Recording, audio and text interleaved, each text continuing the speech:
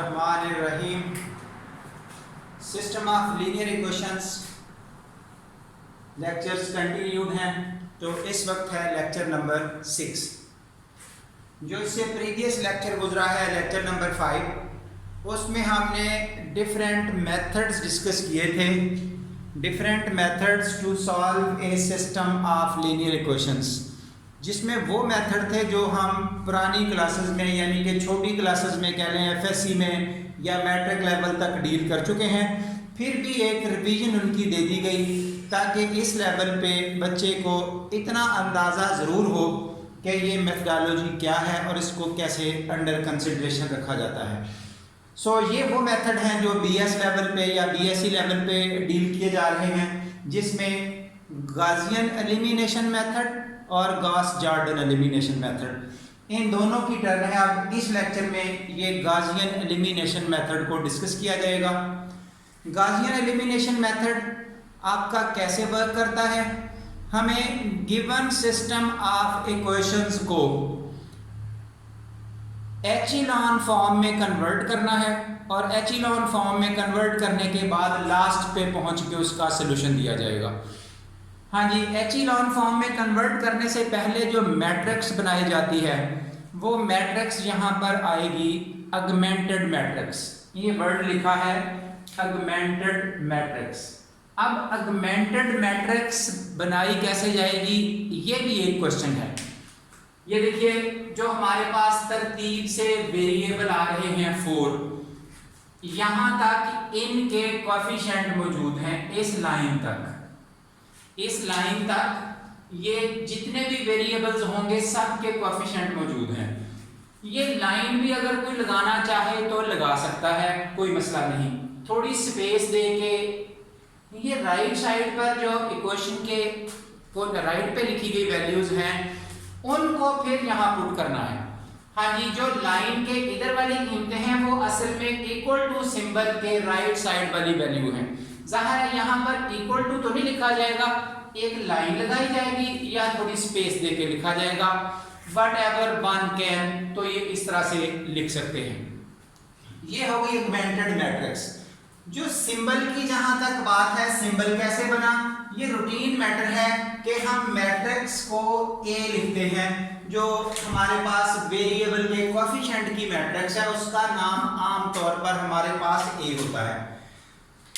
उसके साथ वेरिएबल की मैट्रिक्स होती है, इक्वल टू के बाद कांस्टेंट की मैट्रिक्स होती है। जैसे कि किसी छोटी क्लास में आपने इस स्टाइल से पढ़ा था ax = b। जो मैट्रिक्स मेथड है उसको यूज करते हुए हमने इस तरह का सिस्टम यूज किया था। ये b क्या है? b ये वाले राइट साइड वाले कांस्टेंट की मैट्रिक्स होती है। अब देखिए, जब फुल मैट्रिक्स लिखनी है तो कैपिटल सिंबल। ये मैट्रिक्स जो लिखी गई है इसमें ये कोएफिशिएंट जो कांस्टेंट हैं उनकी फुल मैट्रिक्स नहीं बनाई, उनको इसी के अंदर एडजस्ट कर दिया है। जब उनको इसी के अंदर एडजस्ट कर दिया है तो फिर ये सबस्क्रिप्ट लिखा वही बी वाला कि वो भी इसके साथ एडेड है। ये आपके पास अगमेंटेड मैट्रिक्स लिखने का तरीका है। क्योंकि हमने सोल्यूशन देना है, राइट साइड वाले सेट को साथ एंगेज करना है, इसलिए अगमेंटेड मैट्रिक्स से काम स्टार्ट किया जाएगा। ये बन गई अगमेंटेड मैट्रिक्स। उसके बाद जो अगला वर्क है वो कंप्लीट आपकी एचिलॉन फॉर्म ऑफ ए मैट्रिक्स है। अब इसकी एचिलॉन फॉर्म कैसे बनेगी उसके स्टेप में अब कंपैरेटिवली लिख सारे दिए हैं। बच्चा अगर समझेगा तो A1 समझ आएगी, लेकिन एक्सप्लेनेशन में मैं थोड़ा सा टाइम शॉर्ट करूंगा। ये देखिए, फर्स्ट वन ऑलरेडी ही 1 है जो रूटीन में बनाया जाता है, जिसको लीडिंग 1 बोलते हैं हर रो में। उसके बाद ये नीचे वाले 3 एलिमेंट हैं, इन तीनों को हमने जीरोस करना है।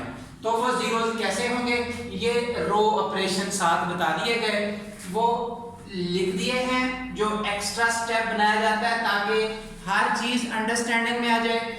उसके बाद यानी कि स्टेप ये दोनों एक ही स्टेप है, कोई इग्नोर करना चाहे ऊपर वाले स्टेप को तो कर सकता है, ना समझ लगे तो लिख के चल सकते हैं। बाहर ये एक स्टेप कंप्लीट हुआ, 1 नीचे जीरोस। फिर हमें इस जगह 1 बनाना है, तो जब इस जगह 1 बनाना है, अब 0 की जगह 1 लाने के लिए हम या तो इन दो को इंटरचेंज कर लेंगे या इन दो को इंटरचेंज कर लेंगे किसी एक काम के साथ। इस वक्त रो 2 और रो 3 इंटरचेंज की गई। जो रेड में लिखा जा रहा है ना, एक स्टेप के बाद ये स्टेप एक है, ये स्टेप एक है, जहां कलर चेंज होता है। हाँ जी, दो रोज को इंटरचेंज करके ये लिखा, उसके बाद यहाँ 2 आ गया। अब इस 2 की जगह हमें चाहिए 1, तो 1 कैसे बनेगा? इस रो को 1/2 से मल्टीप्लाई कर दें, जो हमारा रो ऑपरेशन है। ये 1/2 रो 2 किया तो स्टेटमेंट ये बन गई। उसके बाद इस 1 के नीचे अब ये आगे जीरोस करने हैं।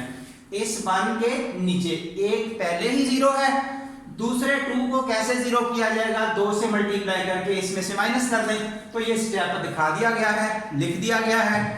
ये जीरोस हो चुके। उसके बाद ये नेक्स्ट वाला बाई चांस खुद ही 1 बन गया, जो तरतीब में आ रहा है। फिर उस 1 के नीचे सिर्फ ये 0 करने वाला रह गया। अगला स्टेप आप इन दोनों रोज को ऐड करेंगे तो ये 0 हो गया। यहां तक पहुंच के जो ये जिस पर गुड लगाया गया है, ये आपकी कंप्लीट एचिलॉन फॉर्म बन चुकी, जिसके स्टेप्स पिछले लेक्चर्स में भी दिए गए। यहां पर भी एक एक करके वाजे किया जा रहा है ताकि बच्चे को एचिलॉन फॉर्म में डिस्टरबेंस ना रहे। जिस बच्चे की कहीं भी मिसअंडरस्टैंडिंग है, वो इस तरह फर्दर वर्किंग के दौरान अपना सारा कुछ अंडरस्टैंड कर सके। यानी कि हम यहाँ पर असल बात तो गाजियन एलिमिनेशन मेथड समझाना चाहते हैं, लेकिन उसकी ज़रूरत है एचिलॉन फॉर्म ऑफ ए मैट्रिक्स, इसलिए वो भी उसी डिटेल से डिस्कस कर दी है जिस डिटेल से स्टार्ट बताया गया था एचिलॉन फॉर्म का, ताकि जो बच्चे भी थोड़े से वीक हैं या जिन्होंने पहला लेक्चर नहीं भी पढ़ा, तो कम से कम वो यहाँ पहुँच के एचिलॉन फॉर्म को A1 अंडरस्टैंड कर सकें। और यहाँ पर पहुँच के जब एचिलॉन फॉर्म बन जाए, उसके बाद बताना है सोल्यूशन। सोल्यूशन मीन्स वेरिएबल्स की कीमतें बता दें। वेरिएबल जो भी मौजूद हों, x1, x2, x3, x4, तो यहाँ से बैकवर्ड सब्स्टिट्यूशन के साथ हम चलते चलते सॉल्यूशन बताते जाएंगे। ये देखिए, सबसे पहले रो 4 से रिजल्ट लिखा जा रहा है। तो रो 4 से रिजल्ट ये देखिए, ये तरतीब यही थी, x1, x2, x3, x4 equal to this. ये पहली इक्वेशन थी। दूसरी equation x1, x2, x3, x4 equal to this. तो यहाँ पहुंच के भी ये वही सेटअप है। जब वही सेटअप है, ये एचिलॉन फॉर्म का क्या फायदा हुआ? 0x1, 0x2, 0x3, 1x4 equal to this. तो ये स्टेटमेंट लिखी गई है। यहां से ये सब जीरोस खत्म हुए, 1 को भी लिखने की जरूरत नहीं थी, पीछे बच गया सिर्फ x4। तो x4 is equal to -1। Direct यहां से आप इनको इग्नोर करेंगे तो x4 इक्वल टू -1। ये लाइन भी लिखने की जरूरत नहीं है, लेकिन समझाने के लिए फिर सब कुछ बताना पड़ता है, इसलिए ये चीजें अंडर डिस्कशन हैं। हाँ जी, फिर उसके बाद रो 3 की बात आ रही है। 0x1, 0x2 दोनों लिखे, आगे 1x3, आगे 2x4 इक्वल टू दिस। जब इस स्टेटमेंट को लिखा तो यहां पर पहुंच के आपके पास ये दोनों खत्म हुए, रिमेनिंग स्टेटमेंट ये रह गई। अब इसमें बैकवर्ड सब्स्टिट्यूशन की जो बात हुई थी कि x4 की कीमत हम पिछले स्टेप में कैलकुलेट कर चुके हैं, वो आपने यहां पर पुट कर देनी है और सॉल्व करने के बाद आपको x3 का आंसर मिल गया 0। ये दोनों वैल्यूज जो निकलती जा रही हैं अगले आने वाले स्टेप्स में यूजेबल हैं, यूज की जा सकती हैं अगर हमें जरूरत पड़े तो। अब रो 2 पे पहुंचे। रो 2 एम्प्लाइज, ये रो 2 का सॉल्यूशन लिखा, 0x1 पहले के साथ आगे 1, 2, उसी तरह कोएफिशिएंट साथ अरेंज हो रहे हैं और साथ साथ वेरिएबल अटैच हो रहा है राइट साइड वाली वैल्यू इक्वल टू के साथ। ये दोनों कीमतें पुट करने के बाद हमें x3 का आंसर मिल गया। लास्टली रो 1 से चलेंगे तो ये रो 1 एम्प्लाइज, यहां से ये इधर पहुंचते हुए वही x1 यानी कि x4, x3, x2 यहां पुट करेंगे। इनकी जगह पर ये जो भी रेलेवेंट कीमतें हैं तो कीमतें पुट करने के बाद हमें स्टेटमेंट कुछ ये मिलेगी इस तरह से x1 की वैल्यू।